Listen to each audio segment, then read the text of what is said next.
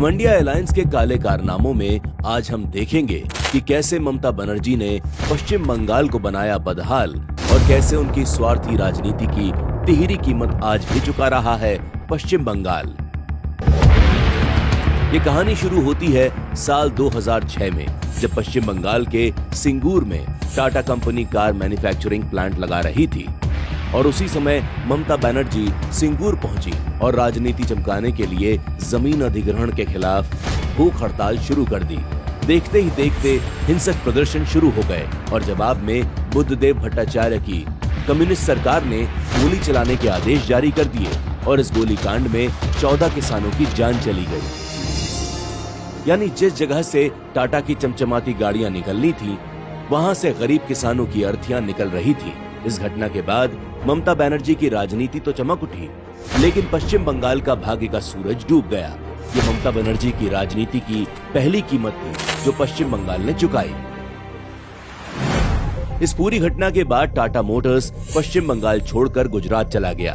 2011 में ममता बनर्जी की विधानसभा चुनाव में जीत हुई, लेकिन सिंगूर और पूरा पश्चिम बंगाल हमेशा के लिए हार गया। ममता बनर्जी ने टाटा प्लांट के लिए अधिग्रहित किसानों की करीब 400 एकड़ जमीन वापस लौटा दी, लेकिन जिस सिंगूर को सारे देश में कार मैन्युफैक्चरिंग का हब बनना था, वहां की पत्थर ईंट मलबे वाली जमीन अब खेती करने लायक भी नहीं बची थी, पूरी तरह बंजर हो चुकी थी। और ये थी ममता बनर्जी की राजनीति की दूसरी कीमत जो पश्चिम बंगाल ने चुकाई। 4 বিঘে পড়েছিল, জমির কাগজ দিয়েছে কিন্তু জমি তো চাষযোগ্য হয় না। আপনি তো দেখতেই পাচ্ছেন, এই তো পাশেই আছে, এ তো সব বেনামন হয়ে পড়ে আছে এবং এখানে পাথর ইট বা মোরাম ল্যাটারাইট সবই আছে। এখানে ট্রাক্টর কিংবা নাঙলে তো চষতে হবে। सिंगूर की कहानी यहीं खत्म नहीं हुई। इस प्लांट के बंद होने से टाटा ग्रुप को हुए नुकसान की भरपाई के लिए अब ममता सरकार 766 करोड़ रुपए का हर्जाना भी भरेगी। अब करीब 15 सालों के बाद पश्चिम बंगाल सरकार टाटा ग्रुप को 11% सालाना ब्याज के साथ कानूनी कार्रवाई में खर्च हुए 1 करोड़ रुपए का भी भुगतान करना है। यानी एक तरफ तो ममता बनर्जी की राजनीति के कारण बंगाल से टाटा प्लांट चला गया, दूसरी तरफ सिंगूर बर्बाद हुआ और बंगाल के करदाता अपनी जेब से इस सब के लिए 766 करोड़ का हर्जाना भी चुकाएंगे। वो 766 करोड़ जो बंगाल की गरीब जनता के जीवन को बेहतर करने के काम आ सकते थे। और ये है ममता बनर्जी की राजनीति की तीसरी कीमत जो बंगाल चुका रहा है। वो बंगाल जो कभी औद्योगिक विकास में देश में सबसे आगे हुआ करता था, वो बंगाल पहले वामपंथी और फिर ममता बनर्जी की उद्योग विरोधी नीतियों की वजह से आज विकास की दौड़ में कहीं पीछे रह गया है। कभी पश्चिम बंगाल में 100 से ज्यादा जूट मिलें होती थी और आज इनमें से आधी से ज्यादा जूट मिल बंद हो चुकी हैं। राजनीतिक हिंसा, सांप्रदायिक हिंसा और जमकर करप्शन अब बंगाल का दुर्भाग्य बन चुके हैं।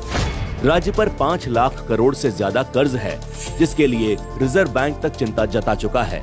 टाटा को बंगाल से निकालकर जिस समय ममता बनर्जी बंगाल की बदहाली में अपना राजनीतिक स्वार्थ देख रही थी, ठीक उसी समय गुजरात के सीएम के तौर पर नरेंद्र मोदी जी ने गुजरात के साणंद में टाटा ग्रुप को नैनो प्लांट लगाने के लिए आमंत्रित किया। और ये नरेंद्र मोदी जी का ही विजन था कि आज साणंद भारत ही नहीं, एशिया के सबसे बड़े ऑटोमोबाइल मैन्युफैक्चरिंग हब के तौर पर पहचान बना चुका है। ममता बनर्जी की राजनीति ने पश्चिम बंगाल को हमेशा बदहाली दी और मोदी जी के विजन की बदौलत गुजरात के साणंद को तरक्की मिली।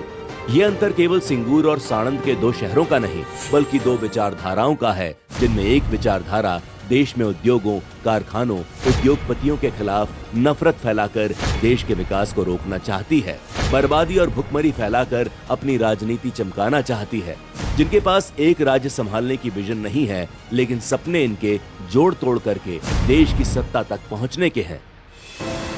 वहीं दूसरी विचारधारा तेज औद्योगिक विकास देकर साणंद की तरह भारत को दुनिया की औद्योगिक इकाई के तौर पर विकसित करना चाहती है। भारत को विश्व की तीसरी सबसे बड़ी अर्थव्यवस्था बनाने के लिए संकल्पित है। आज इन दोनों विचारधाराओं के अंतर को देश देख भी रहा है और समझ भी रहा है।